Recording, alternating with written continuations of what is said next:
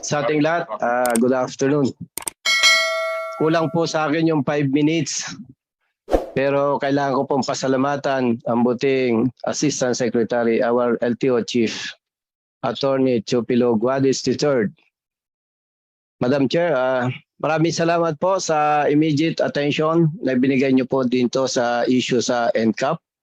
At kahit papaano po naibsan yung problema ng mga motorista.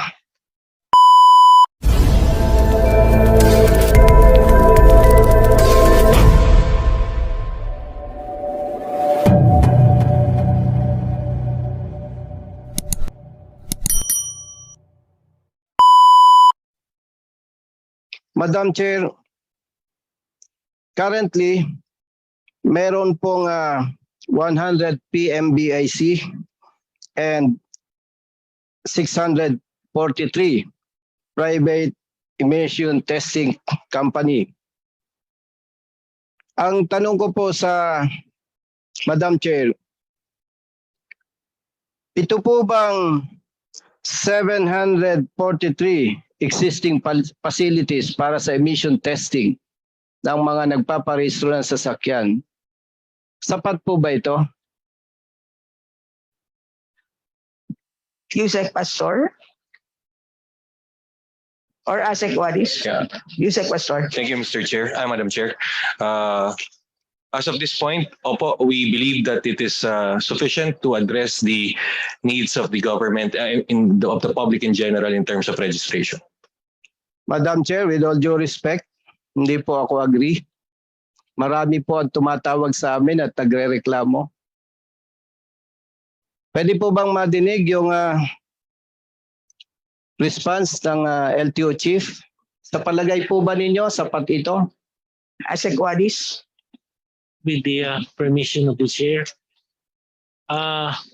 the matter of PMVIS and PETC was just turned over to my office 2 weeks ago.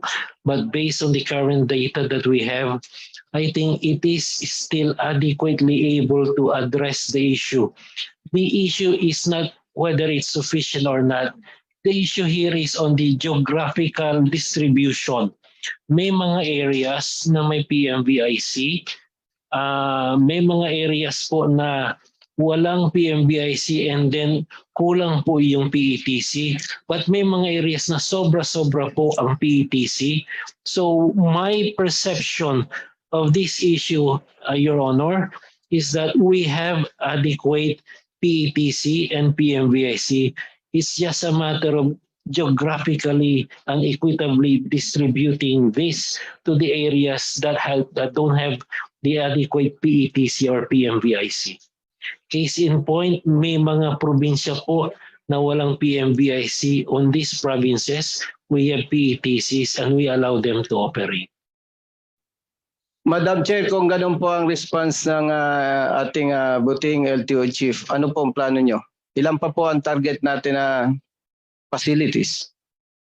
With the permission of the chair, for the phase 1, we have 138 PMVIC. Of this, 100 are operational and 12 right now are under construction.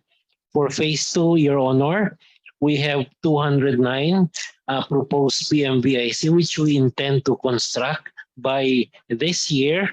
And of course, we have set a PMVIC for heavy-duty vehicles. Ito po yung mga truck, 4,500 kilograms, 111 spread nationwide. In addition to that, we have existing PETCs, 643 in number, distributed equitably, albeit there may be areas na wala pa pong PETC and PMVIC na malapit, and there are 802 lanes. Mr. Chairman, Madam Chairperson, my position right now is perhaps we revisit the equitable distribution of the PETC because there might be areas that don't have PMVICs or PETCs. And thank you for that concern, Mr. Congressman.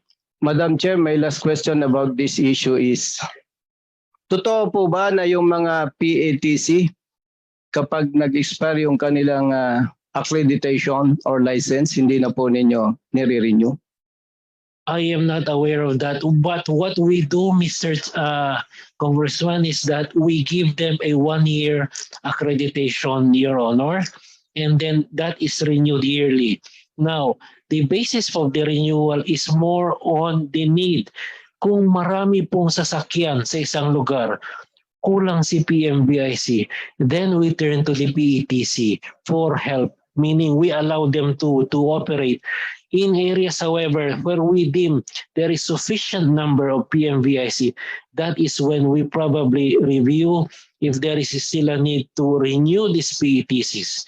In the event that we do not renew them, perhaps probably because the PMVIC would suffice, we ask them if they are willing to relocate these PETCs to areas where there are insufficient PETCs. Yun po ang policy namin ngayon, sir. Madam Chair, if I may follow-up question, is it true na 24 units lang po ang kayang ma-accommodate ng PETC per day? Sir, based on record, sir, ang PETC 80 po per lane ang kayang i-accommodate per day. With that, ibig sabihin po may problema, nahaharas po yung mga PETC natin. Nililimitahan po ng ibang mga concerned personalities into 24 units per day. But sinasabi po nila na kapag PMVIC, unlimited. May I answer? Yes, ASEC Guadiz, please. We will look into that, but the reason for the 80 po is based on a time and motion study nung 80 sasakyan, pagpasok starting from 7:30 or 8 o'clock hanggang 5 o'clock. If this were really to be inspected on a detailed basis based on the specs of the law, ang kaya lang po talaga is 80. Per lane po yan. May mga PETCs na 2 ang 3 lane. So multiply that 80 times 2 or times 3, yun po ang capacity ni PETC. Si PMVIC naman po, hindi naman po talaga yan unlimited. May time and motion study rin yan. And nakamonitor po sila. And we are able to monitor that from the OTR. Although we haven't made yet any study on the maximum capacity of a PMVIC, which I intend to probably pursue as soon as I take over the reins of the PMVIC. Madam Chair, hindi po ba mas maganda at pabor sa ating mga pinaglilingkuran kung pinapayagan ang mga ito at hindi nililimitahan, particular ang PETC, para magkaroon po ng healthy competition sa business nila? Kasi po, base po sa mga informations na re-receive po namin, talagang may harassment po sa parte ng PETC, Madam Chair. May I answer, Madam Chair? Madam Chair, sir, ang mga sinasara lang po naming PETC ay yung may mga records of non-appearances. And these are documented. Makikita nyo yung mga litratong pinapadala po sa amin. Makikita mong may Photoshop na ginagawa. Other than that, I am not aware personally of any instance na nagsara po kami ng PETC for any other reason. Iisa lang po ang palaging dahilan, non-appearance. And it's not only one. Normally, a PETC may commit 4 or 5 or even 10 infractions bago po namin isara yan.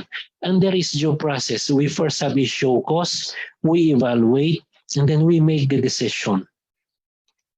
Thank you, Madam Chair. My next question is about the performance of your personnel, LTO. By the way, for the information of everybody, doon sa hindi pa nakakaalam, si ASEC Guadiz po ay bagong upo pa lamang bilang LTO Chief. Nililinaw ko po yan.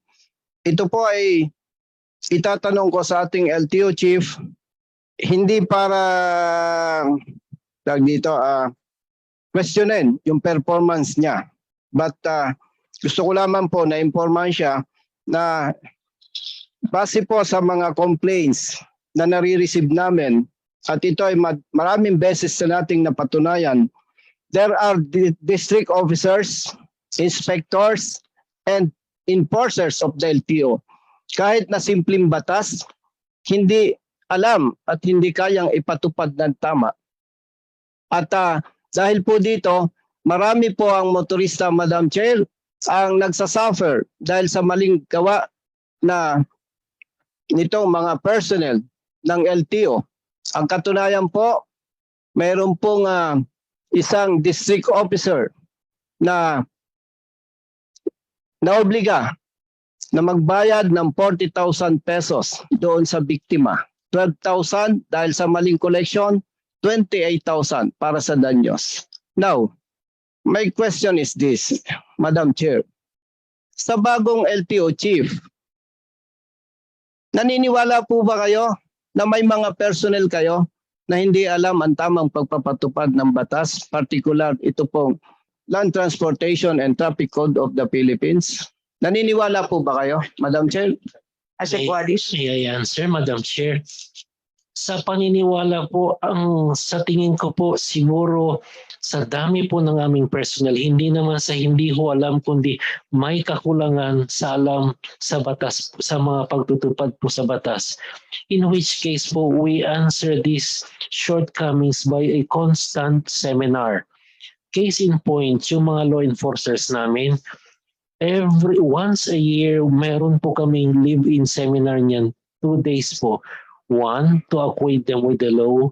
2, to observe their demeanor on the road. Ang ginagawa ko po ay put them on the road, nilagmamasdan ko silang mag-apprehend. My perception is that a once a year training may not be enough. What I intend to do now as LTO chief is to have a continuing education, not only on the law enforcers, but perhaps on all aspects of the law of the LTO. That includes the district chiefs who may need additional managerial skills, because yes, I agree with you, in some ways they may lack that skill which we are now obligated to enhance by constant training. I agree po with you, Kong, and we will look into this. Thank you, Madam Chair. If I may, meron lang po akong last issue. Yes po. Madam Chair, pwede po bang ma-request sa ating LTO chief to submit apprehensions report on some modified mufflers? And by the way, for Region 11, Davao, para sa top box apprehensions, ang dami po nilang nahuli na based on our assessment and evaluation, hindi po tama ang ginagawa nilang panghuhuli. Second is for the Region 1, para po sa modified mufflers. Ilang beses na po kaming nag-contest dyan at naipanalo namin yung dating denied, yung contest ng motorista. At ito po ay patuloy pa rin nangyayari. Dito po sa Region 1 for mufflers and top box for Region 11, Davao. May I again answer? Yes, please. Yes, Congressman, we will give you the data.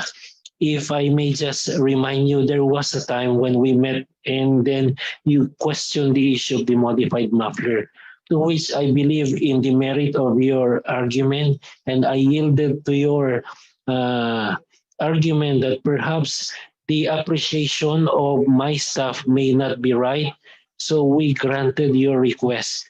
This time, I will again yield to you, sir. We will give you the data and we will study together how to improve the services of the LTO in the implementation of these laws. Kindly wind up, sir. Yes po, Madam Chair, ito po ay sa NCAP na lamang.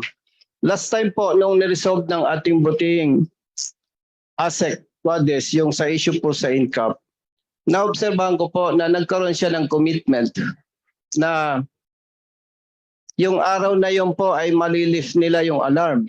Pero inabot po ng almost 1 week. Ang tanong ko po, Madam Chair, sino po ba ang nagtatag o nagpapaalarma ng mga motorista na may huli sa NCAP na ipinatutupad ng ilang LGUs? Kayo po ba? Ang LTO po ba? O ang LGU concern? May I answer, Madam Chairperson? Rep. Bosita, that was your last question po. Yes, Madam Chair. Yes, ASEC. For the NCAP, I remember, Kung, we always communicate on practical on a daily basis on the status of this. First, Your Honor, is that yung tagging po dito is done by the local government unit. It is not within the power of the LTO to remove these tags. The moment tinag po yan ng isang local government unit, the only entity that can remove that tag is the local government unit. So, ang ginagawa ko po nung sa inyo is we report to you on a daily basis because hindi ho namin sabay-sabay na mapakiusapan lahat ng mga LGUs na tanggalin yung tag. But fortunately, within 7 working days, we were able to remove all the tags from Bataan up north down to the local government units of Metro Manila. Madam Chair, Salamat po. Yes. please, last response. Ibig sabihin pala po dito, itong mga LGUs concerned, may direct access sa database nitong LTO.